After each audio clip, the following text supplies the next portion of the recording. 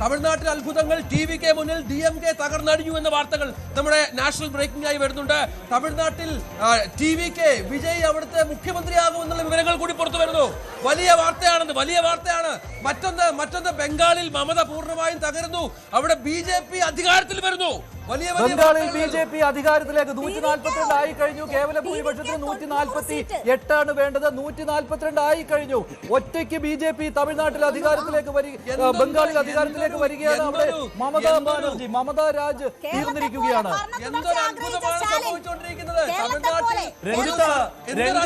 രഞ്ജിത്ത്, കേരളത്തിൽ മാത്രമല്ല പശ്ചിമ ബംഗാളിലും തമിഴ്നാട്ടിലും വിസ്മയമാണ് ഇപ്പോൾ നടന്നുകൊണ്ടിരിക്കുന്നത്. തുടരുന്നു.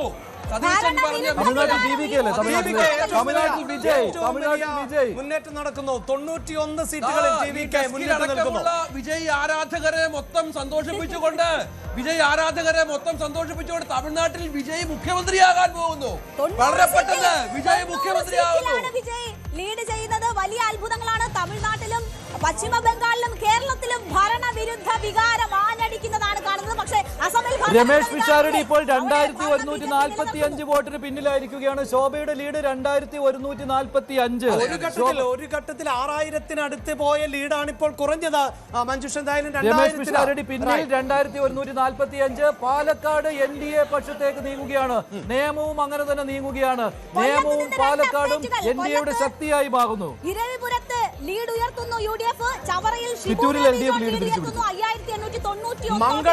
മങ്കടയിൽ മഞ്ഞളാംകുഴി അലി വ്യക്തമായ ലീഡിലേക്ക് 9778 വോട്ടുകളുടെ ക്ലിയർ മെജോറിറ്റി. പാലക്കാട് രമേശ് പിഷാരടി പിന്നിൽ 2145 വോട്ടിന് പിന്നിൽ.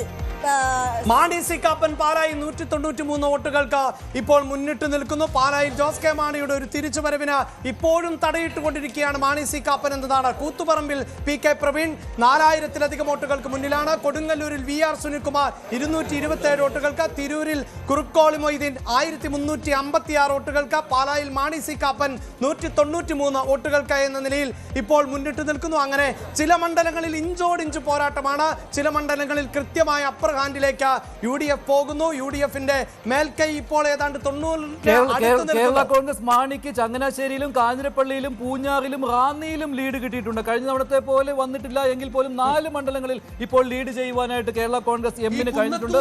അതേസമയം ഈ ചങ്ങനാശ്ശേരിയിൽ ഇഞ്ചോടിഞ്ച് പോരാട്ടം എന്ന് പറയുന്നു. 568 വോട്ടുകളുടെ ലീഡ് മാത്രമാണ് അവിടെ LDFന് ഉള്ളത്. കാഞ്ഞിരപ്പള്ളിയിലും നിസാര വോട്ടുകൾ 192 വോട്ടുകളുടെ ലീഡ്. പൂഞ്ഞാറിൽ 453 വോട്ടുകൾക്ക് LDF ലീഡ്. റാന്നിയിലാകട്ടെ 512 വോട്ടുകൾക്കാണ് LDFന് ലീഡ്. 3662 വോട്ടിന്റെ ലീഡ് നിലനിർത്തുന്നു. കായംകുളത്ത് M ലിജു ലീഡ് നിലനിർത്തുന്നുണ്ട്.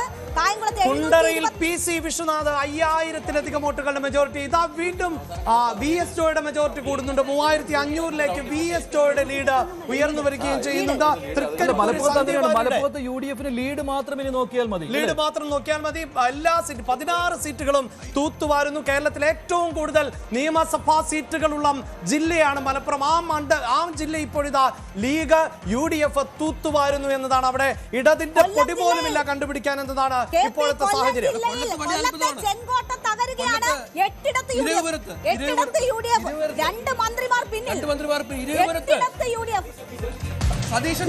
വീണ്ടും BD സതീശൻ പിന്നിൽ പോയിരിക്കുന്നു. മാജിക്കാണ്. പറവൂരിൽ വീണ്ടും സതീശൻ പിന്നിൽ പോയിരിക്കുന്നു. രണ്ടാം റൗണ്ട് 187 രണ്ടാം റൗണ്ടിലും ഇടത് മുന്നേറ്റം.